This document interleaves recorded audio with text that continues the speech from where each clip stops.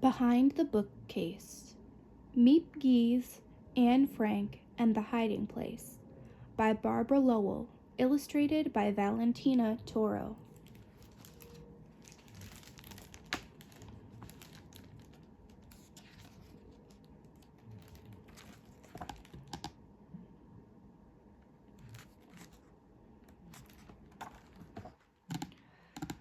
When the world was a very dark place, Miep Gies helped hide Anne Frank.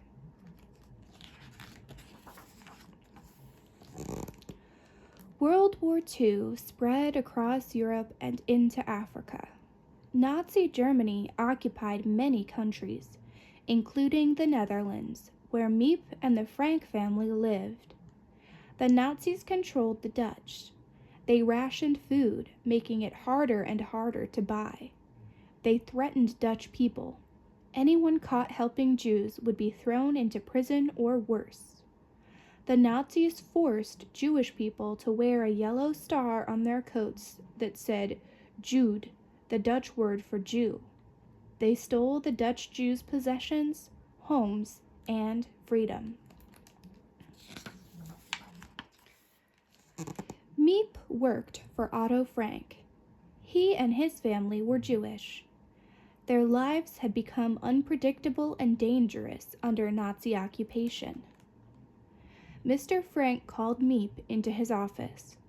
He told her that he planned to hide his family in the empty rooms above the offices. He asked Miep for help. They both knew the danger if they were caught. Miep said yes without hesitating. Some of Mr. Frank's other employees, Mr. Kufis, Mr. Krahler, and his secretary, Ellie Vossen, would help too.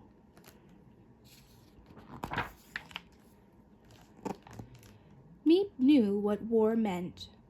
World War I started when she was 5. Miep had lived in Vienna, Austria, with her parents in an old, dark apartment. The Austrians, along with the Germans, lost the war. Miep's family had little food. She grew weak and sick. She might have died, but the Dutch offered to care for Austria's children. Her parents sent her to the Netherlands when she was 11.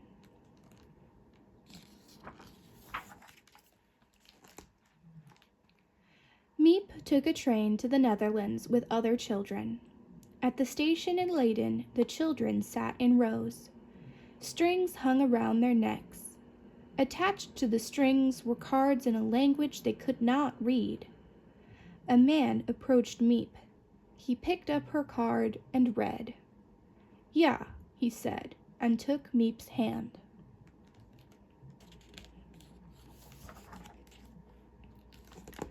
At his house, his wife, a woman with soft eyes, welcomed Miep. Their children, 4 boys and a girl, lived there too.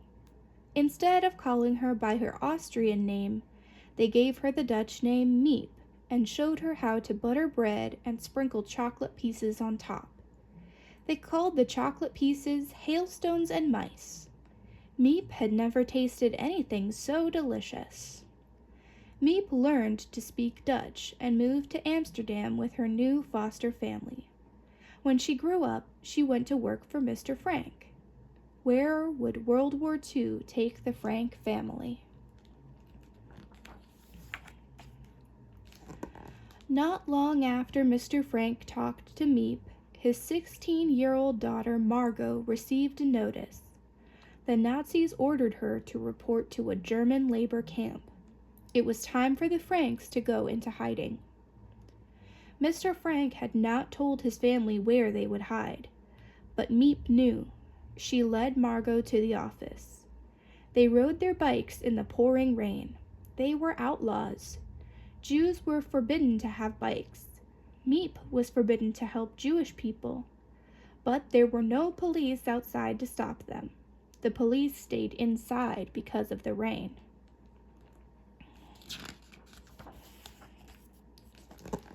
Soon Mr. and Mrs. Frank and their 13-year-old daughter Anne appeared at the office door. They wore layers of soaking wet clothes because they could not be seen carrying suitcases. Miep helped them up the narrow stairs of the hiding place and closed the door behind them.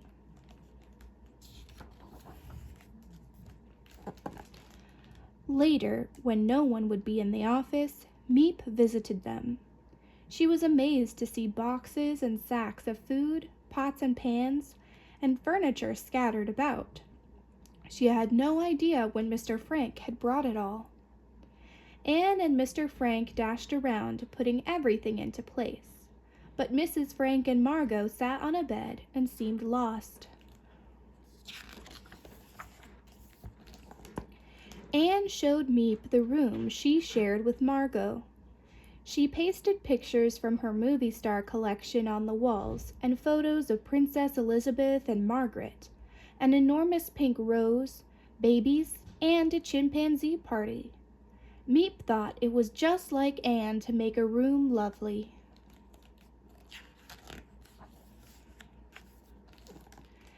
Miep visited the Franks every morning. Anne greeted Miep first and asked for the latest news. One morning, Miep told the family that the darkest days had come. The Nazis had rounded up many Jews and sent them away to labor and concentration camps. Anne asked about her friends, but Miep did not know. Trying to find out was dangerous. Without girlfriends to share secrets with, Anne wrote her secrets in the diary she called Kitty.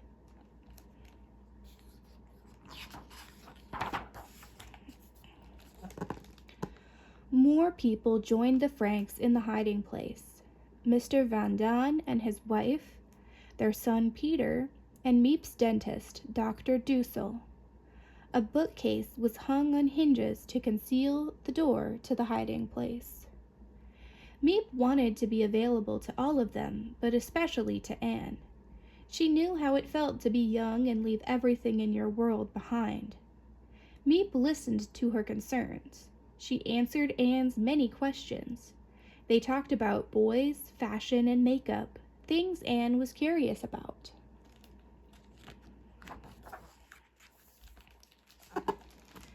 Miep decided to buy something special for Anne. She searched all over Amsterdam before finding a pair of used red high heels. Anne slipped her feet inside and wobbled a bit at first, but soon she pranced back and forth across the floor. It was a small moment of happiness in their dark world.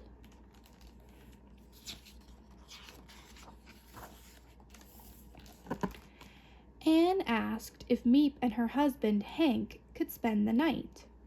Hank worked for the Dutch resistance and would never reveal their secret. So one night, Miep and Hank stayed in the hiding place. The Westertoren church clock chimed every 15 minutes. Anne thought of the clock as a friend because it broke the silence, but Miep could not sleep listening to it chime. She began to feel the same fear her friends felt every day. The hours passed.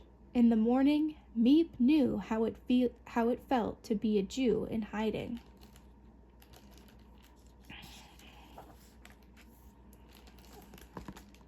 Miep and everyone in the hiding place lived from day to day, hoping that the war would soon end. It continued. Miep became like a hunter searching for food. Somehow she always found something for everyone to eat, even if it was half rotten. Everyone became thin. Their clothes were dirty from lack of soap. They were cold and had little coal to burn that second winter.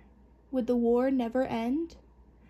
Then, June 6, 1944, brought real hope. D-Day. The Allied forces invaded Nazi-occupied France. Help was coming, but it seemed to take so long. One day, a Nazi officer entered the office. He told Mr. Frank's secretary, Ellie, and Miep to stay put and not to move. They were terrified. Someone had betrayed Anne and the others in hiding. Miep heard their footsteps coming down the stairs for the first time in 2 years. Then they were gone. Everything Miep and the others had done to keep them safe had failed.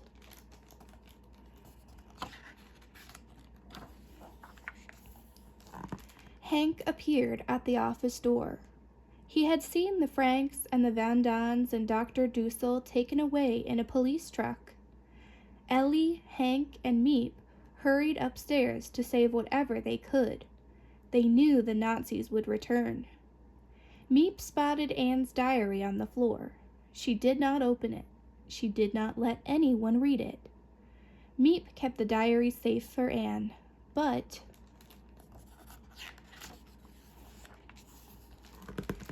Anne did not return after the war ended. Of all the people in the hiding place, only Mr. Frank returned from the concentration camps. Miep gave him Anne's diary. It comforted him. When Mr. Frank published her diary, the world learned Anne's story. Miep was grateful that Anne's voice would still be heard. For many, Anne became the face of the Holocaust. In her diary, Anne wrote, "I want to go on living, even after my death." Because Miep saved her diary, Anne's voice lives on. She lives in the hearts of readers who will always remember her. I am not a hero. I stand at the end of the long, long line of good Dutch people who did what I did or more. Never a day goes by that I do not think of what happened then. Miep Gies.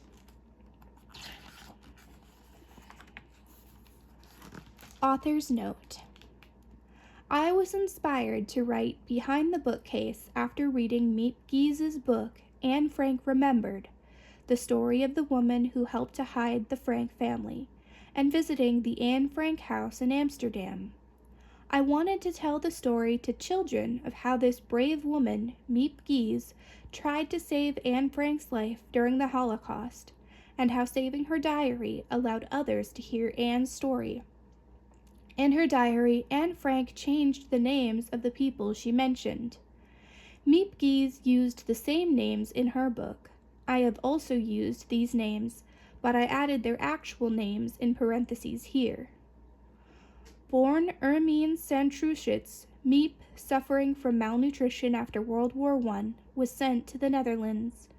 When she was 16, she visited her Austrian family in Vienna. Miep loved living in Amsterdam and wanted to stay there. Her parents gave Miep permission to continue living with her Dutch family, the Nieuwenhuises. In 1933, the Franks moved from Frankfurt, Germany to Amsterdam to escape Nazi oppression under the newly elected German Chancellor Adolf Hitler. Mr. Frank opened the Dutch Opekta Company, which manufactured pectin for making jam. He soon hired Miep. She became close friends with fellow employee Ellie Vossen, Elizabeth Bep Vaskool, and the Franks. In 1938, the Nazis began their conquest of Europe that led to World War II. On May 10, 1940, the Nazis invaded the Netherlands and soon occupied the country. Oppression of Jewish citizens began immediately and steadily increased. That July, Miep married Hank Gies, John Gies. In December, Otto Frank moved his company to a larger location at 263 Prinsengracht.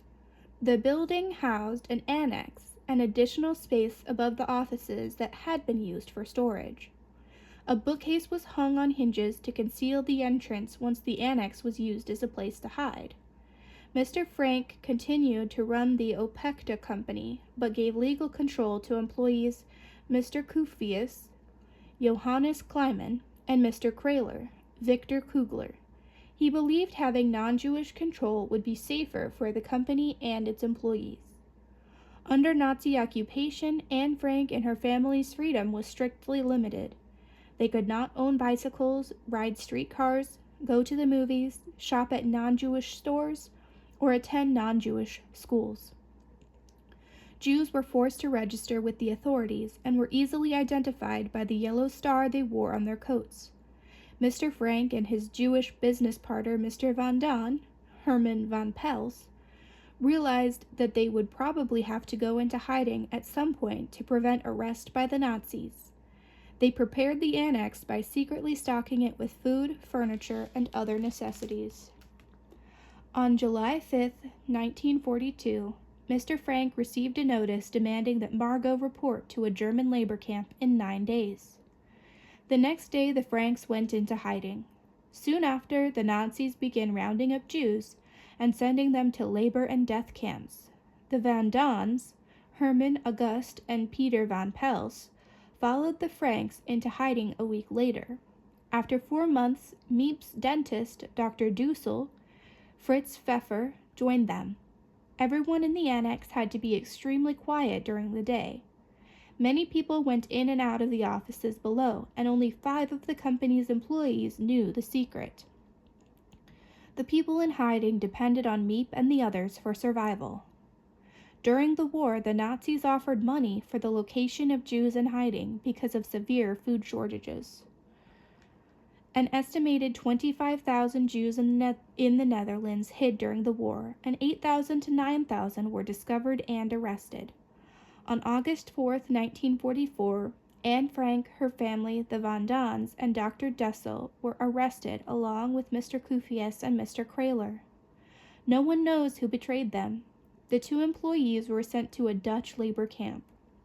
Everyone else was first transported to Westerbork, a temporary camp in the Netherlands, before being sent to Auschwitz in Poland on September 3, 1944. They were on the last train from the Netherlands to Auschwitz. The Nazi arresting officer, Karl Silberbauer, found Mr. Frank's briefcase, which held Anne's diary, notebooks, and papers. Silberbauer tossed the diary and the briefcase's contents on the floor. Miep found Anne's writings and kept them safe for her return. Miep was later grateful that she had not read the diary during the war, saying she would have burned it to protect the people mentioned. Anne and Margot Frank were transferred from Auschwitz to a German labor camp, Bergen-Belsen, in October 1944. They died of typhus in February or March 1945, a short time before the camp was liberated. Everyone who hid with Anne Frank died except Otto Frank. He was liberated from Auschwitz on January 27, 1945, and returned to Amsterdam 4 months later. When Otto Frank learned that Anne and Margot had died, Miep gave him Anne's diary. He published it in 1947. Miep read the diary after publication and said, "I was glad I'd read it at last. So much had been lost, but now Anne's voice would never be lost."